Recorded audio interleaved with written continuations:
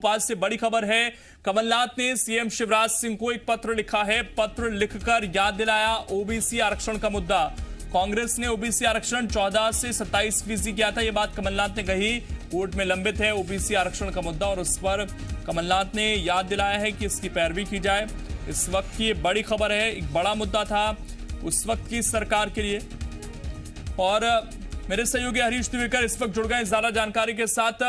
हरीश, कांग्रेस के लिए तो बड़ा मुद्दा था ये, लेकिन इस पत्र के जरिए अब दोबारा से ओबीसी मुद्दा याद दिलाया जा रहा है इस सरकार को। क्या इस सरकार के लिए उतना प्राथमिकताओं में है ये मुद्दा और इस पत्र के क्या कुछ मायने हैं? लेकिन सवाल प्राथमिकताओं का नहीं है, सवाल उपचुनाव में नए नए मुद्दे खड़े करना है। और कांग्रेस बहुत अच्छे से जानती है कि ओबीसी कार्ड, चूंकि मध्य प्रदेश में बड़ी आबादी ओबीसी की है और ओबीसी कार्ड इस समय खेलना उसके लिए कितना फायदेमंद होगा। इससे दो फायदे होंगे। एक तो कांग्रेस ये याद कराना चाहती है ओबीसी पत्र लिखकर कि ओबीसी की हितैषी है और भाजपा सरकार को लिख रही है जिससे कि न्यायालय में पैरवी अच्छे हो, जिससे अगर यदि भाजपा सरकार की पैरवी नहीं करती तो ये साबित करेगी कांग्रेस की ओबीसी विरोधी है भाजपा। हमने 14 बढ़ा के 14 से 27% आरक्षण किया था। भाजपा सरकार पैरवी अच्छे से नहीं कर रही न्यायालय में। यदि न्यायालय में इस समय विपरीत निर्णय आता है तो उसका पूरा ठीकरा जो है भाजपा सरकार को फोड़ने की तैयारी है कांग्रेस की। उसी की चलते पत्र लिखा गया। पत्र में बिल्कुल साफ किया गया है कि जो याचिका लगी है वो आरक्षण की आंकड़ों को लेकर लगी है कि आरक्षण जरूरत से ज्यादा हो गया। लेकिन उसने लिखा है, उन्होंने पत्र में लिखा है कि जो अनुच्छेद है संविधान के उसमें आरक्षण की अधिकतम सीमा निर्धारित नहीं है, इसलिए प्रतिनिधित्व के आधार पर अन्य पिछड़ा वर्ग को आरक्षण दिया ना महत्वपूर्ण पूर्णतः संवैधानिक है। उन्होंने ये भी ठहराया कि हमने जो कदम उठाए थे पूर्णतः संवैधानिक रूप से उठाए थे।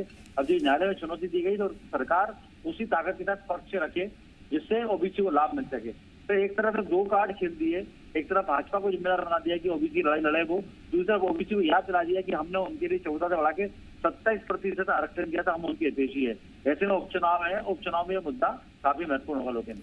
हरीश जी, इससे पहले हम देख रहे थे कि दलित कार्ड को भी खेलने की कोशिश की जा रही थी, अब ओबीसी कार्ड को सामने लाया जा रहा है। यानी कि इस चुनाव में कांग्रेस जो जातिगत फैक्टर होते हैं खासकर ग्वालियर चंबल संभाग में जो काफी महत्व रखते हैं और इसलिए शायद से बीएसपी जैसी पार्टी भी मजबूत वहां पर दिखाई देती है कई बार, तो उन दोनों ही चाहे दलित कार्ड हो चाहे ओबीसी कार्ड हो उनको भुनाने की पूरी कोशिश कर रही है इस वक्त। बिल्कुल लोकेश, आपने सही कहा। मध्य प्रदेश में उन राज्यों में शामिल है, उत्तर प्रदेश बिहार की तरह यहाँ भी जातिगत राजनीति हावी है।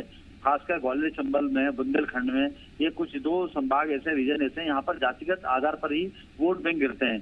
ग्वालियर चंबल में बात करेंगे तो दलित और ओबीसी का काफी बड़ा वोट बैंक है। तो दलित का जो अभी माहौल बना उसको लेके भाजपा को जिस तरह लगातार सफाई देना पड़ी, सबसे पहले वो कलेक्टर, एसपी, आईजी को हटाते हैं, फिर नीचे मैदानी अमले को हटाते हैं, फिर वो मजिस्ट्रेट इंक्वायरी करते हैं एक के बाद, फिर उसके बाद मुख्यमंत्री को आखिरी में पत्रकार वार्ता तक लेना पड़ती है। मतलब भाजपा इतनी तरह से पूरी तरह से हिल गई थी कि काउंटर करते नहीं, लगातार उसको डिफेंस नहीं कर पा रही थी।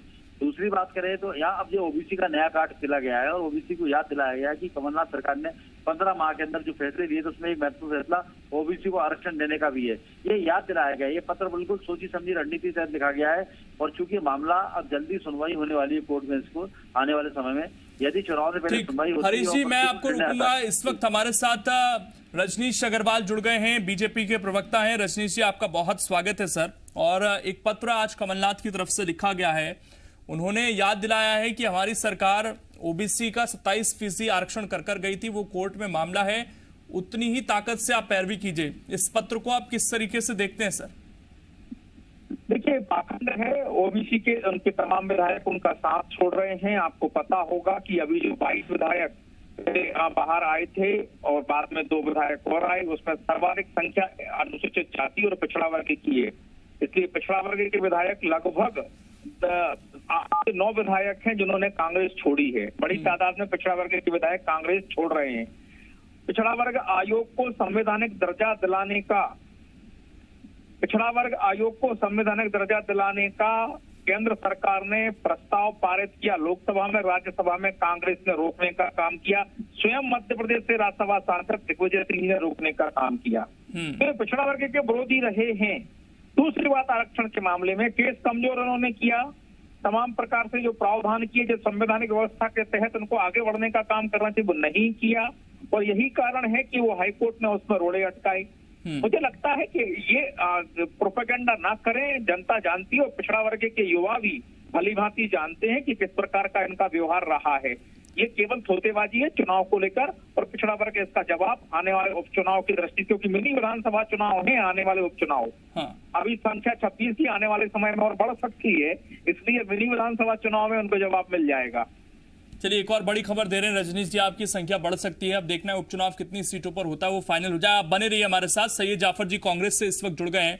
सैयद जाफर जी, जो पत्र लिखा गया है, ये कहा गया है कि ये तो एजेंडा है, जो विधायक ओबीसी के थे या पिछड़ा वर्ग के थे, दलित थे, वो तो आपका साथ छोड़ रहे हैं। आप ये दावा कर रहे हैं दूसरी तरफ कि हमने तो 27% कर दिया, कमजोर प्रावधान कर कोर्ट में वो मामला अटका दिया, और अब ये पत्र दिखाकर केवल राजनीति की जा रही है। इस तरह के आरोप है। देखिए, कमलनाथ सरकार ने 27% आरक्षण दिया था। मध्य प्रदेश में ये लागू भी हो गया था। लागू होने के बाद इसको न्यायालय में चैलेंज किया गया, जहां पर सरकार ने अपना पक्ष रखा। जहां तक रजनीश जी विधायकों का हवाला देकर इस बिल की बात कर रहे हैं या कानून की बात कर रहे हैं, तो ये घुमा के बात कर रहे हैं, ये ध्यान मोड़ने की राजनीति कर रहे हैं। इन्हें स्पष्ट करना चाहिए, क्या भारतीय जनता पार्टी ओबीसी आरक्षण जो कमलनाथ सरकार ने लागू किया था, उसको लागू करने में कितनी सक्षम है? कोर्ट में क्या बयान करेगी, कितनी ताकत से करेगी, कब तक इसको लागू करा पाएगी, इस बात का जवाब देना चाहिए। जहां तक विधायकों का सवाल है, तो ये सब जानते हैं कि जिस प्रकार से विधायकों को खरीदा जा रहा है, कल जो विधायक लेकिन सैयद जाफर जी, जो जवाब दिया अभी रजनीश अग्रवाल जी से, मैं उस पर रिएक्शन आपका लूंगा कि कितनी ताकत से लड़ेंगे, लेकिन उन्होंने कहा कि जो जिस तरह के प्रावधान आपने किए, जिस तरीके से नियम बदले, वो कमजोर थे, वो कोर्ट में अटकना ही था मामला। यानी कि एक तरीके से वो ये बताने की कोशिश कर रहे हैं कि बहुत मुश्किल है कि इसमें कोर्ट में लड़ाई लड़ी जा सके या जीता जा सके। मैं बाकी उस पर रिएक्शन लूंगा। देखिए, सरकार उनके पास है लोकेंद्र जी। जिस प्रकार कमलनाथ सरकार ने इस नियम को, कानून को लागू किया था, अगर उसमें किसी प्रकार की त्रुटियां, कमियां हैं, तो वो उसको उजागर करें और मजबूत पक्ष रखें जो इनके पास मौजूद है। सवाल यहाँ पे कांग्रेस पार्टी के कानून का, लड़ाया हुआ कानून या भारतीय जनता पार्टी। ठीक है, जवाब ले लेते रजनीश जी, आप इसके पक्ष में हैं, 27% आरक्षण मिले या नहीं? पहली बात तो ये है कि पिछड़ा वर्ग के जो मैं कह रहा हूँ, घुमा नहीं रहा हूँ, सीधी सपाट बात कर रहा हूँ कि पिछड़ा वर्ग के हितों के विरोधी, हक के विरोधी कांग्रेस पार्टी रही है। ये पिछड़ा वर्ग आयोग को संवैधानिक दर्जा दिलाने से रोकने का काम दिग्विजय सिंह जी ने राज्यसभा में किया। और जो पिछड़ा वर्ग को आरक्षण देने का मसला है कि थोता प्रोपेगेंडा है, थोता प्रोपेगेंडा।